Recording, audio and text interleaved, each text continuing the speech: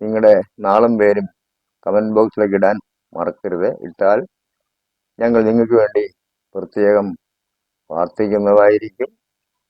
കൈലാസദരീശകോണെ സുരവിടവിതടെ പാടിയേ മണ്ഡപേശൻ മാതങ്കാരാതി.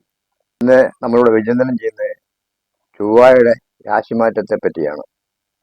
ചൊവ്വ ഏപ്രിൽ മാസം 3-ാം തീയതി മുതൽ ജൂൺ മാസം 6-ാം തീയതി വരെയുള്ള 65 ദിവസം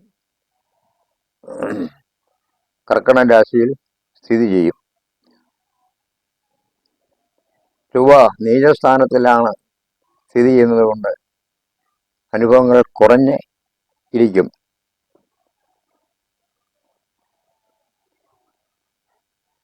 ചൊവ്വ നീചഭംഗ രാജയോഗത്തെ തരുന്നു. ലഗ്നത്തിന്റെ 1, 4, 7, 10 കൂറിന്റെ 1, 4, 7, 10 ചൊവ്വ വന്നാൽ നീചഭംഗ രാജയോഗത്തെ പറയാം.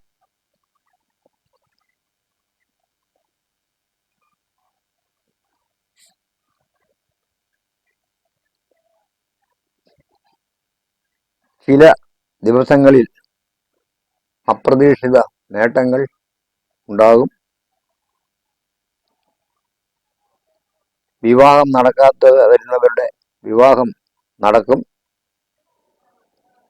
സന്താനങ്ങളില്ലാത്തവർക്ക് സന്താനങ്ങൾ ഉണ്ടാവും.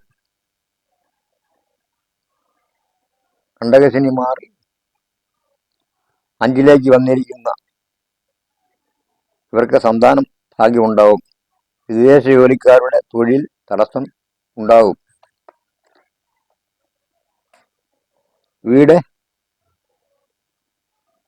വിദേശ ജോലിക്കാർക്ക് വിദേശം വിട്ട് വരാനിടവരും. വിദ്യാർത്ഥികൾക്ക് നല്ല സമയമാണ്. വിജയവും വന്നു ചേരും. പ്രണയിക്കുന്നവർക്ക്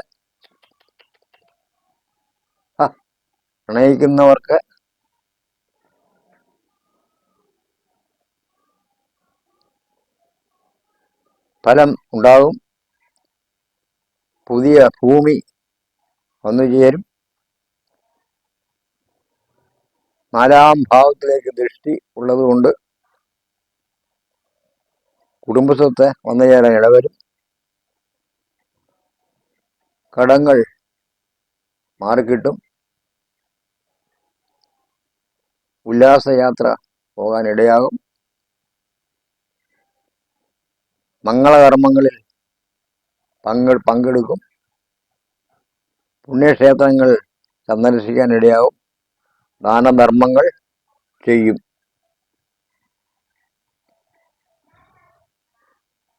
രണ്ടു മാസത്തോളം ചൊവ്വ കർക്കടക രാശിയിൽ സഞ്ചരിക്കും. ചൊവ്വയെ കൊണ്ട് സഹോദരങ്ങളെ പറയണം. സ്വർണം മുതലായവയിലൂടെ അപകടങ്ങൾ വരും. നദിയെപ്പറ്റി പറയുമ്പോൾ ഗംഗാ നദിയാണ്. മുള്ളുള്ള ചെടി ചൊവ്വയുടെ വൃക്ഷമാണ്. ഭൂമികാരകനാണ്. തുലാം രാശിയിലാണെങ്കിൽ വ്യാപാരത്തെ പറയാം. ചുവന്ന പൂക്കളാണ് ചൊവ്വയുടെ പുഷ്പം. തൊഴിൽ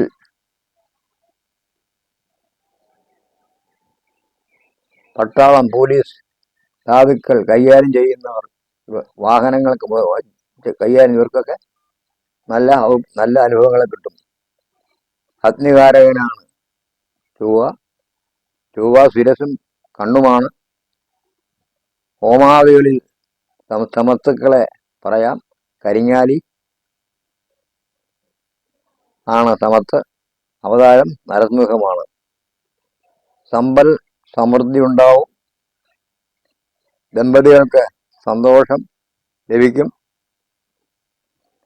വിദ്യാർത്ഥികൾക്ക് വിദേശ ജോലി പ്രതീക്ഷിക്കാം.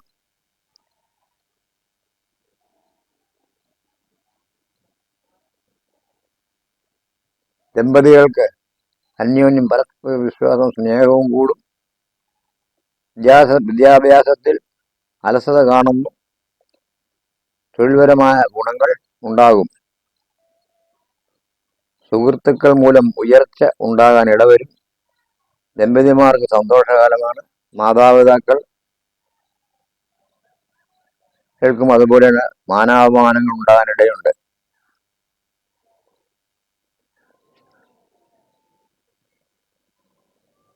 ഐശ്വര്യം വന്നു ചേരും. 4-9 ഭാവാദിത്യം കൊണ്ട് നീചരാശിയിൽ തന്നെയാണെങ്കിലും നീചഭംഗ രാജയോഗം ഉണ്ടാകാനിടയുണ്ട്. കർക്കടം രാശിക്കാർക്ക് ഉത്തമ ഫലത്തെ കിട്ടും. കഷ്ടതകളും സങ്കടങ്ങളും മാറി നല്ല ഫലം കിട്ടും. 12-ലെ ചൊവ്വ ഗുണത്തെ തരും. ഉത്തമ തീരുമാനം എടുക്കാൻ ചിങ്ങൻ രാശിക്കാർക്ക് പ്രയോജനമാണ്.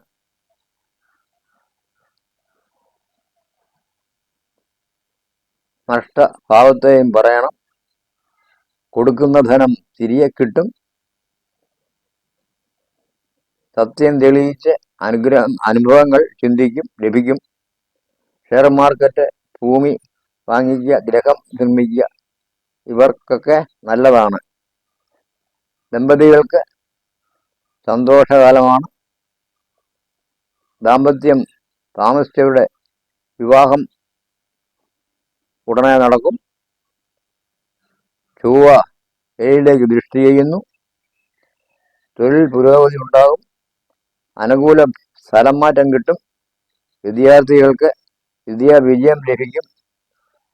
പുണ്യ സ്ഥലങ്ങൾ സന്ദർശിക്കാൻ ഇടവരും. ദേഷ്യം ഒഴിവാക്കണം. 2-ൽ കേതു നാക്കിനെ തളർത്തും.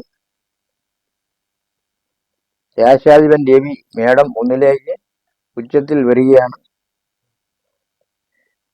സാമ്പത്തികം സൂക്ഷിച്ച് കൈകാര്യം ചെയ്യണം. വിദേശയാത്ര ഉണ്ടാകും. പുണ്യസ്ഥലങ്ങൾ സന്ദർശിക്കാൻ ഇടവരും. ദാനധർമാദികൾ നടത്തും. വിദേശത്തുള്ളവർ നാട്ടിലേക്ക് പോരേണ്ടി വരും.